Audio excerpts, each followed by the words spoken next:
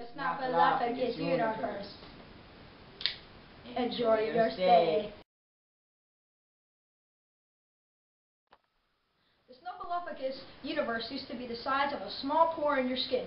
Then it exploded, and each piece has been expanding like a balloon over billions of years. This is known as the expanding speck theory.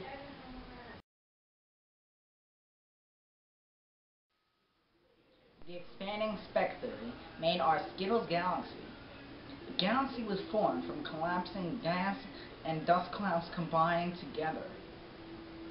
We were not the only galaxy that was formed during the expanding speck theory. There are also many more galaxies that were created during this time. Our sun was formed out of a rotating cloud of dust and gas, which became flattened because of gravity. Eventually, matter started concentrating at the center of the flattened cloud, which started increasing its temperature. Soon, nuclear reactions started occurring in the center of the cloud, and the sun was born.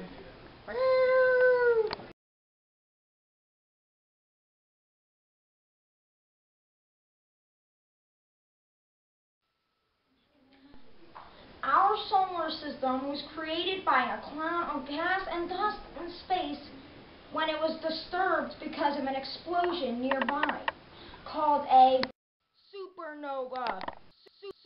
Supernova. This explosion in space made waves in space which squeezed the cloud of gas and dust. Squeezing made the cloud start to collapse as gravity pulled the gas and dust together, forming a solar nebula, just like how we held our arms out while we spin. Then we close them and go faster. The cloud began to spin as it collapsed. Eventually, the cloud grew hotter and denser in the center, with a disk of gas and dust surrounding it that was hot in the center, but cool at the edges. As the disk got thinner and thinner, particles began to stick together and form clumps. Clumps, yes, I said it.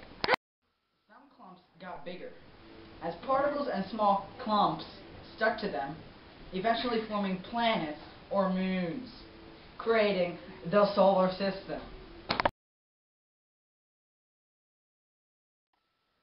Planet Lewis was formed from the expanding speck theory. It was formed in the habitable zone of our solar system. The habitable zone is an area which, when a planet is in that area, it is sustainable for life, which means it can support life. And every day, planets are expanding, just like the sun. The habitable zone is a place in space where if a planet is there, it is not too hot or it is not too cold. It can sustain life and there is water on the surface. What you need to sustain life on our planet Lewis is, first of all, you have to be in the habitable zone. Second of all, you have to have an atmosphere. Third, you have to have oxygen to breathe. 4, water to drink. And 5, you have to have energy from the sun, so to grow food and just to live. That's a must.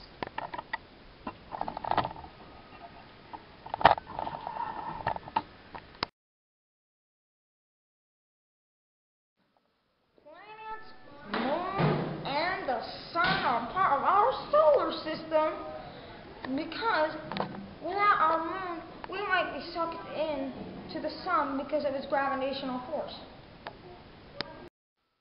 And without the sun, we wouldn't be able to support life on our planet Lewis.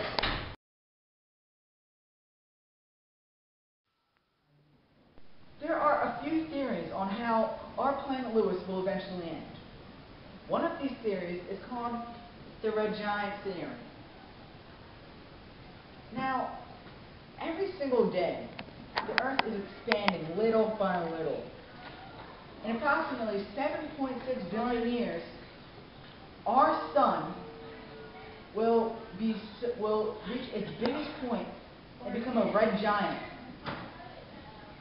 And when the sun is that big, it will go into our planet Lewis's orbit and pretty much just destroy our planet.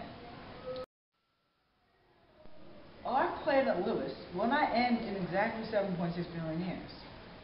It'll actually end quite a few million years before that. This is because since the sun is getting bigger and bigger, eventually it'll just be too hot on our planet Lewis to sustain any life. All of our oceans will evaporate, so the whole entire Earth will be dry. We will have no water, no way to grow food or sustain life. So basically, our planet Lewis will just be desiccated by the sun. I'm here to destroy Earth.